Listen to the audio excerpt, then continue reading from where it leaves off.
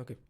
Welcome to the match analysis video of match 28 of IPL 2025, RCB versus RR. So the match will be happening in Savai Man Singh Stadium. I don't think there'll be any changes to the RCB lineup from the previous game. They fought pretty hard to a losing cause against DC at home. But still, the combination seems to be a winning one. So don't expect any changes from RCB. RR, on the other hand, I think 11 of their players are going to be the same, including Shubham Dubey. But the extra player of Fazal Haq Faruqi, who didn't really perform against GT in their previous game, will probably be changed. Expect either Vanando Hasaranga or Kumar Kartikeya to come in place of him, because the conditions on this pitch are slightly more beneficial to spin. So the pitch is a relatively low scoring pitch compared to the previous game, which was in Hyderabad.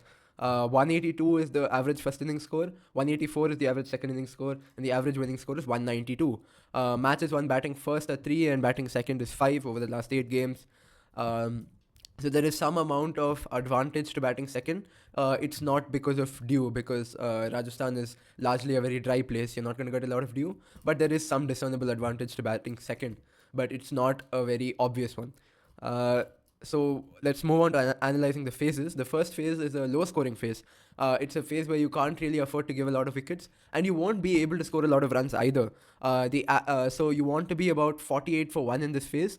The highest power play in this ground has been 61, and lowest has been 28 over the last 8 games. And Pacers have picked up 19 wickets, and spinners have picked up 4 wickets. This phase is really where the pace bowlers have most of the help. Yes, the spinner might be brought in, someone like Krunal Pandya or Mahesh Tikshana might be brought in, but there's not going to be a lot of support. And if pace bowlers have to pick up wickets, it's either now or in the death. In the middle overs, they're really not going to get a lot of support. So the ideal score here would be 48 for 1. Who's going to do that for RCB? I think Phil Salt will take the aggressive route as usual, and Virat Kohli will play a role of an anchor. If Devdutt Padikkal comes in, the roles will switch. Virat Kohli will be aggressive and Padikkal will play the anchor. For Rajasthan, Yashasvi Jaiswal will take the attack on, and Sanju Samson will try and play second fiddle to him. But don't be surprised if Sanju Samson also takes on a couple of bowlers, especially someone like Bhuvaneshwar Kumar or Bhuvaneshwar Kumar, who can cause a lot of trouble to Yashasvi Jaiswal. Most likely Nitish Rana will play at 3. He's been in pretty good form, and he's someone who can really take the game away from in the second phase if he gets settled early in the first phase. So bowlers, RCB have Bhuvaneshwar Kumar, Josh Hazelwood and Yash Dayal. I think the best equipped for this phase. RCB should be going in trying to take 2 wickets early because of the help to seam bowlers initially. And really their tactics should revolve around that, given that Sanju Samson is not really in great form. Yashasvi Jaiswal scored a 60, but he's not really got hitting, and it can really put pressure on a relatively inexperienced middle order. But Nitish Rana is also there. He's been in form, so they may face a little bit of trouble from him.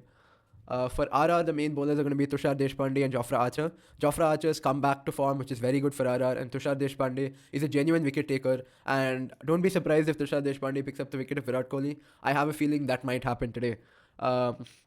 So also about Virat Kohli, this is a pitch that he really enjoys batting on. He scored 113 of 70 a couple of years ago on this pitch. So he's familiar with the ground, and I expect him to score a 60 or a 70 on this pitch today. I don't know, it's just a feeling that I have. So on to the second phase. The second phase is a phase where you have to start hitting hard again. You need to be scoring at about 8.9 runs an over from 7 to 14. The average score has been 71 for 2. Lowest has been 46. Highest has been 91. So you have a pretty wide range here. This is usually the phase where the game is either won or lost. It's the most important phase. There have been 8 wickets to pace bowlers, 15 wickets to spinners, at an average of 1.44 wickets per innings. So you really can't afford to lose your wicket in this phase, and this is why the setting up phase in the first 6 overs is so important, so that you have that base to go hard from the 7th to the 14th over. Yeah, and there's going to be a lot of help to the spinners. RR in the last few years, in the last 3 years, in the last cycle, they had success with their 2 spinners of Ashwin and Chahal bowling on this pitch. A lot of wickets fell for them. Yes, pace bowlers have a little bit of help, but that's usually going to end in the 8th over, and then again the wickets start falling after the 12th or 13th over. So that middle block of 8 to 13 is really going to be a lot of help for spinners. The main players for RCB will be Rajat Patidar, Devdutt Padikkal, and Liam Livingston here. Liam Livingston has not been striking the ball very well, which is a cause for concern for RCB. But I expect Rajat Patidar to do well on this pitch. Devdutt Padikkal, I'm not so convinced. This IPL, he has shown a lot of promise, but he's not really gotten going. There's no real big innings from him, and he might struggle against someone like Wanindu Hasaranga if he does come in. The main bowlers for RR will be Wanindu Hasaranga, Mahesh Deekshana, and if they bring him in, maybe Kumar Kartikeya. Riyan Parag, you can also expect him to come in and bowl a couple of overs here because of the help to spinners. Um, because the help to spinners, and the spin bowling does look a little weak, which is why I expect Rajat Patidar to do that much better in this game. For RCB, on the other hand, the main bowlers are going to be Suyash Sharma and Krunal Pandya. Maybe Liam Livingston comes in and bowls a couple of overs. Here, I think it's looking slightly better than Rajasthan, but again, the spin bowling looks weak. So expect a very high-scoring middle overs between 6 to 14, unless the pitch drastically slows down in the second innings because it's a day game. Then the third phase, which is the death, is really the slogging phase. The required run rate in this phase is going to be 11.59. You need to be scoring 69 to 70 runs on average in the last 6 overs, with the lowest being 44 and the highest being 92. So teams have gone at even 15 runs and over in this phase. It's an all-out slog phase, and typically because teams haven't really lost more than 3 wickets in the power play in the middle overs, it's really allowed them to hit big in this phase. There's no real support to pace bowlers or spinners, but a stat that you'll see is that there's been a considerable number of wickets, 11 wickets that have gone to spin in this phase, largely because the 14th or 15th over has been bowled by someone like Yuzvendra Chahal for RR, and it's largely RR who've picked up the 11 wickets in the death. There's going to be 18 wickets to pace bowlers, which is largely because in the death the teams are slogging.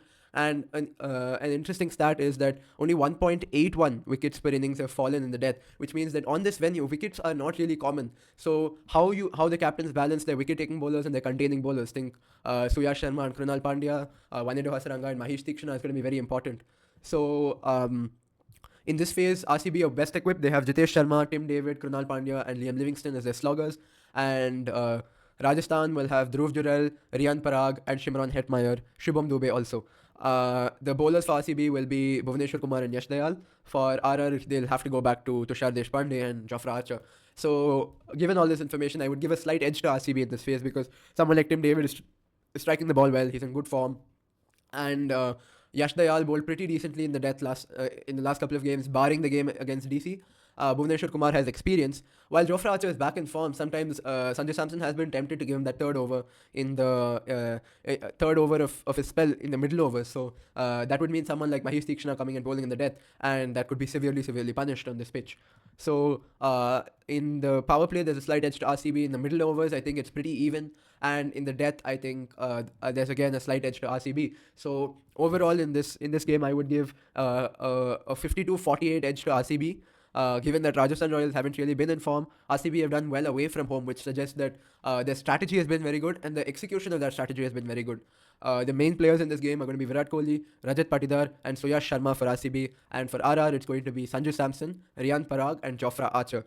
I'll tell you the 2 win factors. Basically, what are the factors that are going to determine which team will come out on top? Which team loses lesser wickets in the power play and which team scores more runs in the middle overs? So those are the 2 win factors. Losing wickets in the power play, you can't really recover it later on in the middle overs because you have to continue to go hard, and typically the majority of the runs, a huge block of runs have come in the middle overs. So it's really a game about consistency and continuing to hit through the middle overs. And 7 out of the 8 games that I analyzed for this pitch, the team that scored more runs in the middle overs has won. The exception was the game where a team hit 92 in the last 6 overs to win the game. So those are the 2 win factors. I'm giving a slight edge to RCB. That was the analysis. I hope you enjoyed. Like, share and subscribe for more.